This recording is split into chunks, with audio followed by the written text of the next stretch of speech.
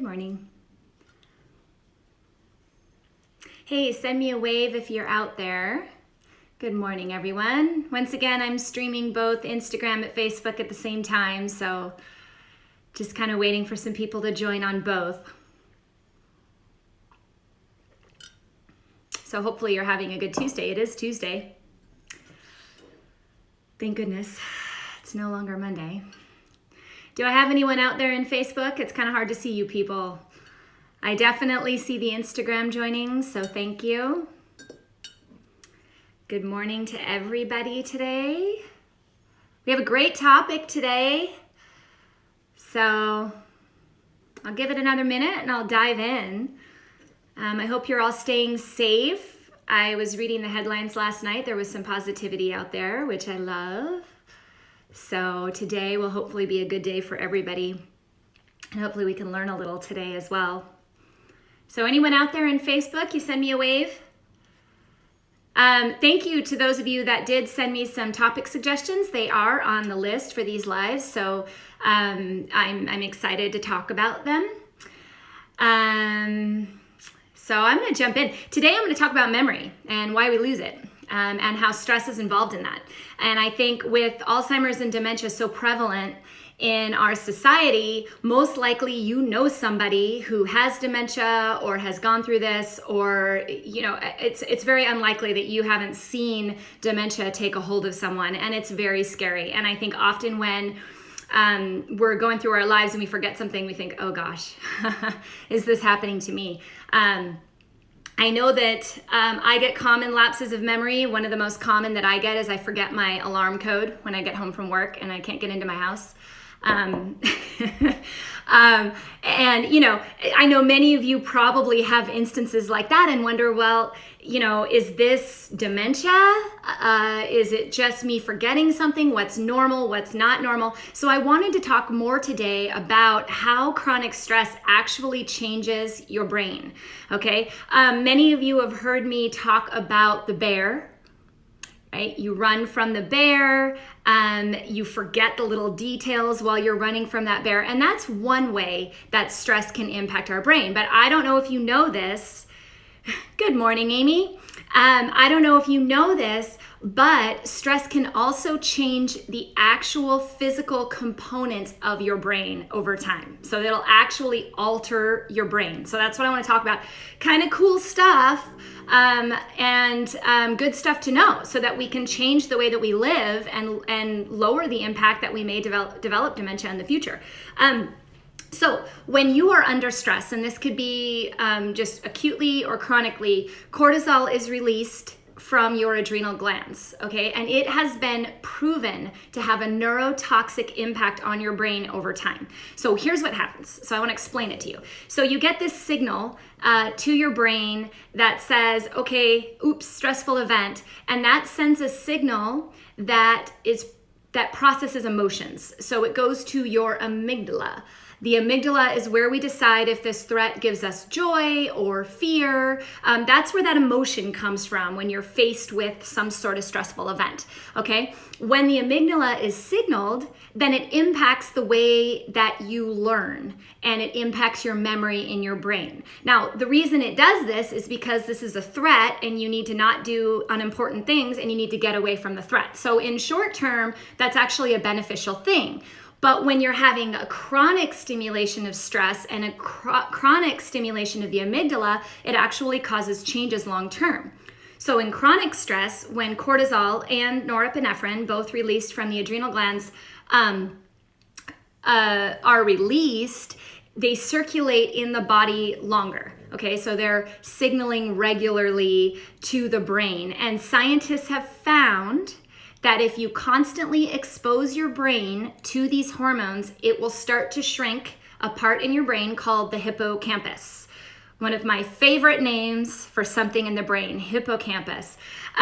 What is it? What is the hippocampus? That is where we form memories, and it's also associated with learning and emotion. So in 2014, they did a study that looked at the size of the amygdala and the hippocampus after a traumatic or stressful event. So what they did is they looked at 39 coal workers or coal miners, and 25 of them had PTSD because there was some sort of gas explosion, and 14 of them did not. And they found that those that were traumatized had less volume in both the amygdala and in the hippocampus.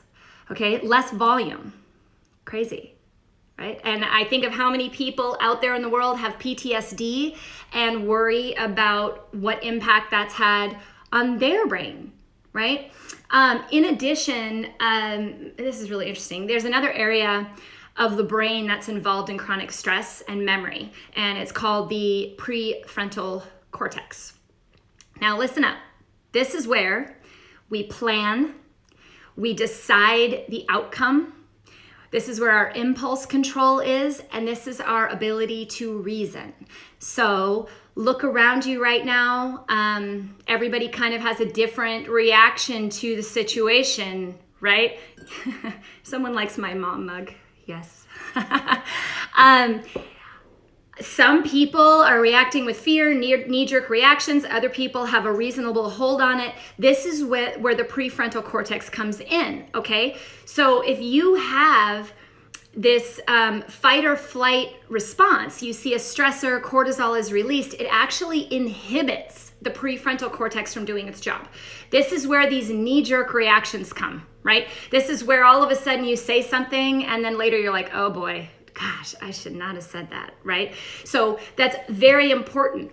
So these stressful events will inhibit the ability of you to create new memories, okay? So even if this is something fun, maybe you went out to dinner with your friends and you won't remember the conversation you had a few days later, okay? Because the stress on the body is inhibiting the formation of new memories.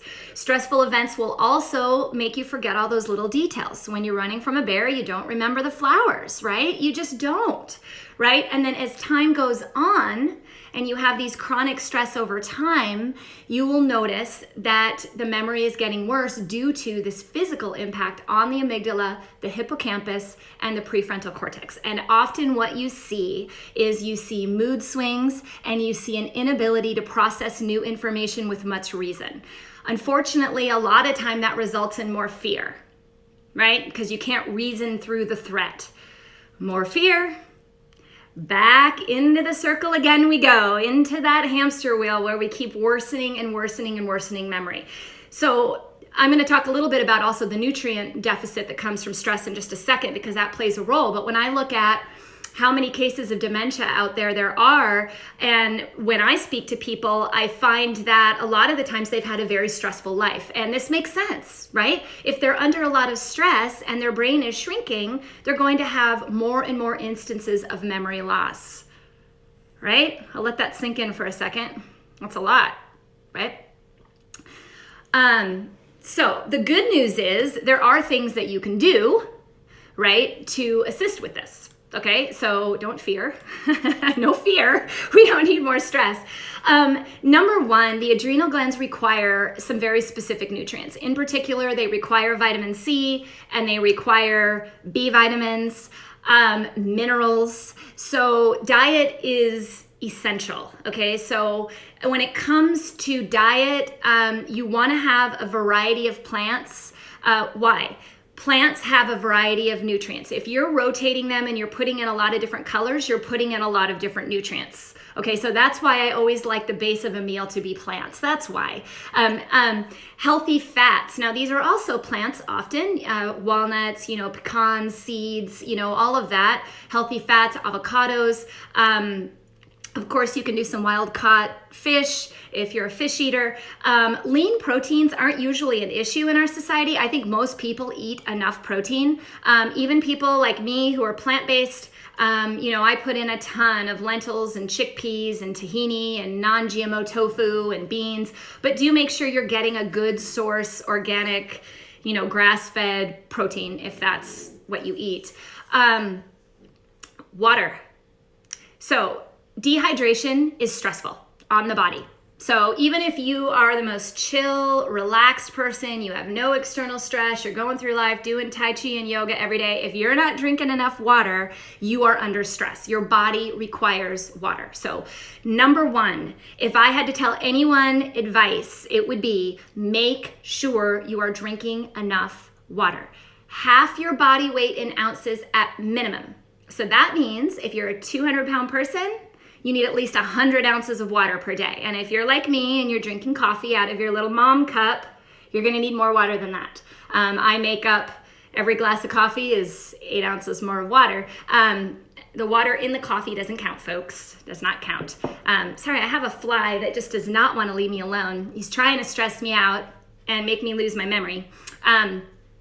So anyway, on those nutrients that support adrenals, I was talking about vitamin C, B vitamins, and minerals. And because of that, when people are under stress, I always recommend that they take some sort of really good quality multivitamin mineral, a vitamin C, and methylated B vitamins. Now, what do I mean by methylated? You're gonna have to tune back in because that's actually a topic of another live coming up, maybe this week, definitely by next week.